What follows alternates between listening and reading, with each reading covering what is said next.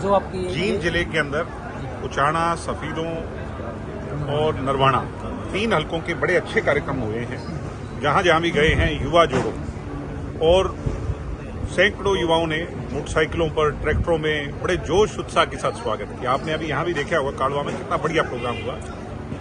ये कहीं ना कहीं संकेत है भविष्य की राजनीति की ओर कि हरियाणा की जनता कांग्रेस से उसका बुरी तरह मोह इस इलेक्शन में मोह भंग हो चुका है और ऐसे में वैकल्पिक तौर पर विकल्प तराशने के लिए जब लोग सोच रहे हैं तो दुष्यंत चौटाला एक मजबूत विकल्प के तौर पर उभर रहे हैं। दुष्यंत चौटाला की नीयत, उसका काम करने की नीति, उसकी मेहनत और जो सबको साथ लेके चलने का, कोई जातिवाद नहीं, क्षेत्रवाद नहीं, सबको साथ लेके चलने की जो उनकी सोच है आज वो कारगर साबित हो रही है। बड़ी अच्छी तरीके से ये मूवमेंट पूरे प्रदेश में चली। ये आपकी युवा जोड़ो यात्रा है, कब इसका शुरुआत हुई थी और कब तक इसकी शुरुआत 15 जून को हुई थी। अब तक हम 10 जिले, आज 10वें जिले में, आपके जिले में, जींद जिले में, और 22 जिले हैं टोटल हरियाणा में। लगभग 12 जिले कल से बच जाएंगे।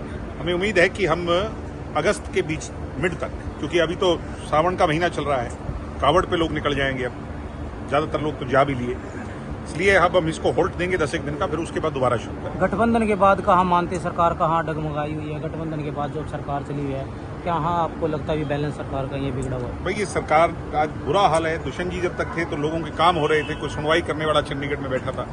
आज तो कोई पॉलिसी नहीं है, गुंडागर्दी बढ़ी हुई है, चारों तरफ अराजकता है, अधिकारी चला रहे हैं सरकार को। आप जिले के अंदर चले जाओ, चाहे वहां पर एमएलए और एमपी और मंत्री जो हैं वो बीजेपी के हों, मगर अधिकारी पूरा अपना कंट्रोल लेके बैठे हैं और इसीलिए अफसरशाही हावी है, तभी गुंडागर्दी बढ़ रही है प्रदेश के अंदर। 3-4 दिन से एक फोटो है चर्चा में बना हुआ है जो दीपेंद्र हुड्डा के साथ में। नहीं, दीपेंद्र हुड्डा जी की ताई जी का देहांत हुआ था और उनके परिवार के साथ ऐसे समय पर दुख व्यक्त करने दुष्यंत चौटाला जी उनके घर गए थे, इसके अलावा कुछ नहीं। फैमिली आईडी को लेकर के हर आदमी परेशान रहता है, जैसे पोर्टल है कभी चलता नहीं, उसमें लेकर के जो बिजली का बिल है पहले हटा दिया गया चुनाव के समय में, भाई 15,000 का जो बिल आएगा, लेकिन फिर जोड़ दिया गया, 2 पहिया वाहन का जोड़ दिया गया, लेकिन हर आदमी पोर्टल पे रहता है। जनता को अपनी व्यवस्था में उलझा करके रखना चाहती है, मुख्य मुद्दों से दूर इन मुद्दों में उलझा के रखना चाहती है। इसीलिए बीजेपी का ये हथकंडा है कि कभी ऐसा कर दो, कभी वैसा कर दो, मगर हरियाणा प्रदेश की जनता 2029 के अंदर आज से ही मन बनाए बैठी है। वरन तो इस बार भी बात जाती अगर हुड्डा साहब इसको गिरवी ना रखते तो हुड्डा साहब ने घर आई लक्ष्मी की ठोकर मार दी। जनता ने घर आई लक्ष्मी यानी घर आई सरकार, बनी बनाई सरकार के हुड्डा साहब ने ठोकर मारी।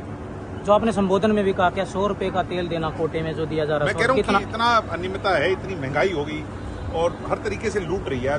जहां मोटरसाइकिल पे गाड़ियों में निकल जाओ चलान कट रहे हैं, एक्साइज का रेवेन्यू घट गया और सरकार के पास हथकंडा अब दूसरा कोई बचा नहीं, बिजली के बिल बढ़ा दो, चलान काट लो, इसलिए परेशान कर। अब तो पोर्टल से काटने लगे बाइक चलते ऑनलाइन। बिल्कुल बिल्कुल, बहुत ज्यादा लोगों को दुखी किया जा रहा है। जी अनिल जी किधर गए?